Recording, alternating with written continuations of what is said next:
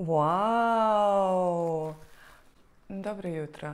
Danas radimo jagode sa šlagom, jedan klasik, koji ćemo onda staviti u tost kruh.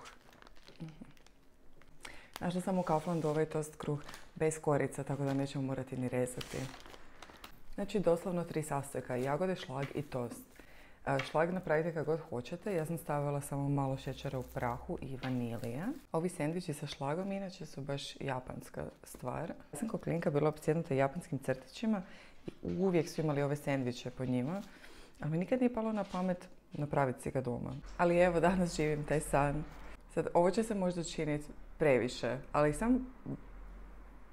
uglavnom nikad nisu narezane, uvijek su samo tak stavljene na sendvič. Oprala sam ove jagode, nemojte se brinuti. Trebaju biti ovako posložene, tako da presjek bude lijep i onakav kakav treba biti. Ide ostatak šlaga koji mora biti čvrst. Tako. Moram se ove strane tu popuniti još da bude što kockastija situacija.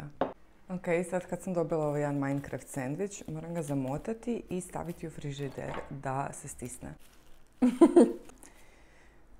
Što je ovo? List. Prije svega moram staviti crtu gdje režem. Ok, vidimo se za sat vremena za moj doručak. Vratila sam se.